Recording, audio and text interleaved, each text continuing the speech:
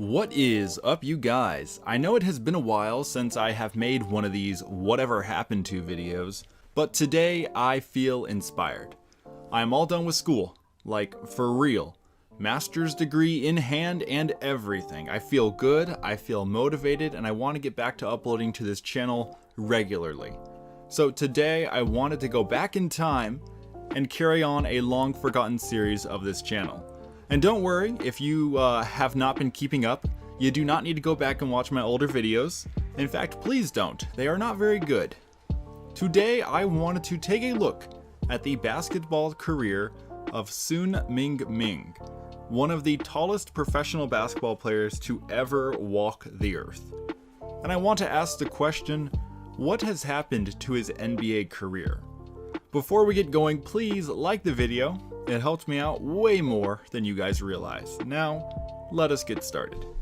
Back in the 2000s, when I was a kid, one of the most popular basketball players, not only in the United States, but globally, was Yao Ming. The 7'6" giant from China who dominated against just about anyone around the basket, including Shaq, would go on to have one of the most successful careers of any true giant in NBA history. He made 8 All-Star teams, 5 All-NBA teams, had 3 very significant Olympic appearances, and he's a Hall of Fame inductee. Everyone loved Yao, and people were becoming more and more fascinated by international prospects, especially those from the secretive nation of China during this time.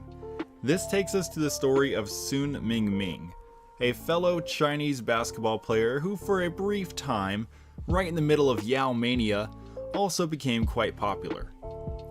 Sun was born in 1983 in northern China.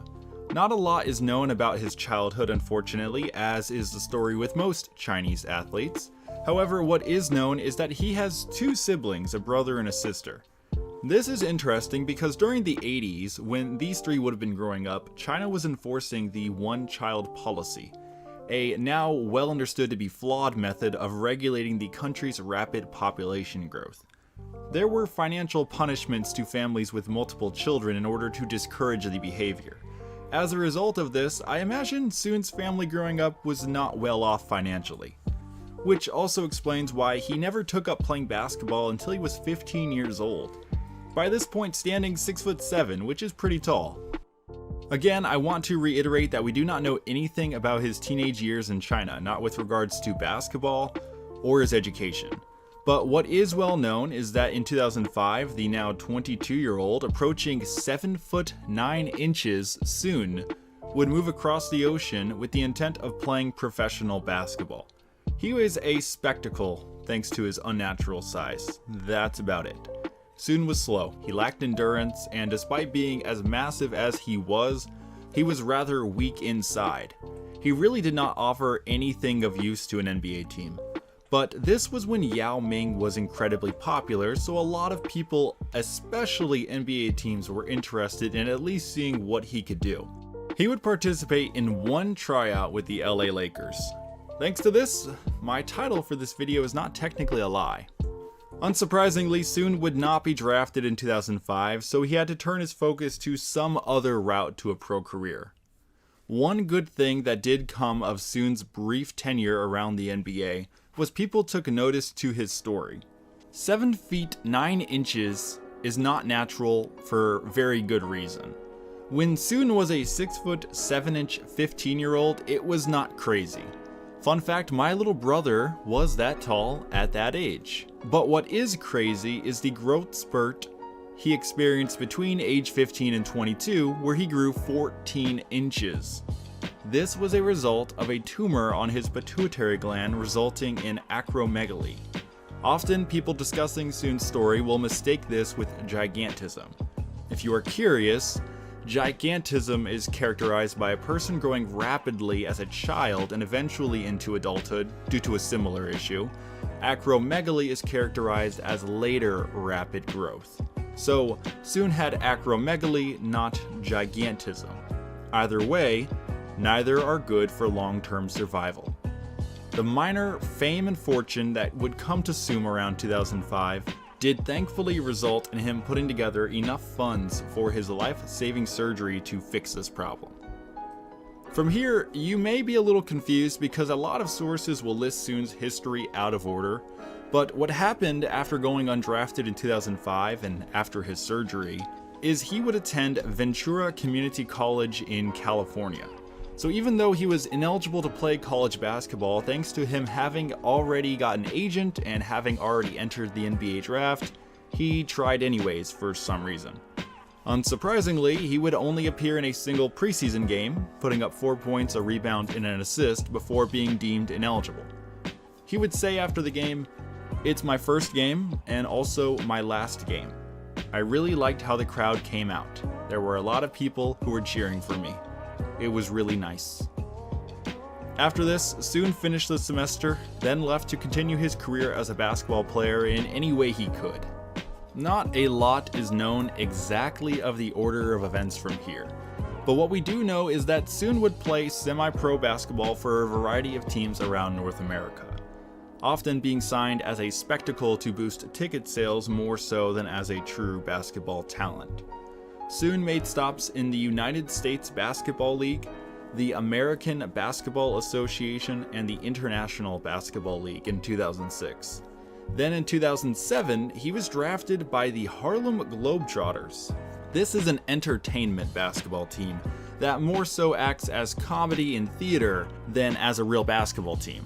They often draft people with interesting backstories in order to draw more eyes to their shows, but Soon was not interested in this type of basketball career. However, he did take advantage of this extra spark and fame by appearing in a theatrical film this year, playing the role of Kung Fu Giant in Rush Hour 3, which is pretty neat. Soon Mingming would play in the Mexican Basketball League in 2008 before moving back to Asia to play in the B League, that being Japan's highest league with the Hamamatsu Phoenix. This was the highest level league he had ever appeared in to this point. I wish I could give you any information on how his time here went, but there is no information out there. Record keeping in the 2000s just wasn't very good for these very minor pro leagues. Now, for the most interesting time in his career. In 2009, at 27 years old, Soon apparently returned to China to play in the CBA with the Beijing Ducks for the 2010 season. This kind of confuses me since he wasn't all that great on the court, and the CBA is touted as one of the planet's premier basketball leagues. He must have just been a publicity stunt, but I guess I could understand that. The other theory is the franchise thought they could possibly turn him into something useful. I mean, he's 7'9", maybe he can block some shots and rebound for you. I don't know. For his CBA years, if you're trying to find the history yourself, do not trust basketballreference.com. Don't get me wrong, the website is amazing, but they only go back so far with most international leagues. So I am getting my information from basketball.asiabasket.com. If you are curious, in 2010, Soon played in 12 games with the Ducks, averaging 1 point and 1 rebound a contest. In 2011, he appeared in 10 games, averaging the same numbers.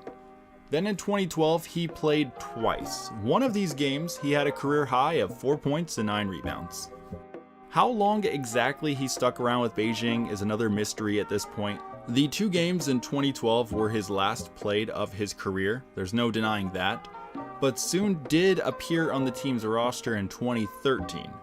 I theorize he may have been waived or opted to retire at some point during the season since he is not on their listed roster, but he is photographed on their roster, which is kind of weird. Although if you look it up on Wikipedia, it says he was with the team through 2015, so I am thinking he may have been some sort of low-level coach by this point. I'm really not sure. If you happen to know what he was doing in the CBA with the Beijing Ducks around this time, please let me know in the comments below, because I just can't find anything on it. After retiring from playing basketball, Soon would appear in a couple more films and TV shows in China. He would also get married sometime in 2013 to a woman named Zhu Yan, a Chinese handball player. Together, they made the planet's tallest married couple, being Soon with 7'9" and Zhu being 6'1". Today, Soon is 38 years old and enjoying life in China as a celebrity. So there you have it, the true story of one of basketball's most interesting men. Son Mingming did not have what it took to be an NBA player, but I think he is doing just fine in life. Let me know what you guys think down below about his story. Were you aware of who he was prior to watching this video? Also, what players would you like me to make similar videos on? Thank you guys for watching. Please comment, like the video please, and subscribe if you like basketball content. I will see you all next time.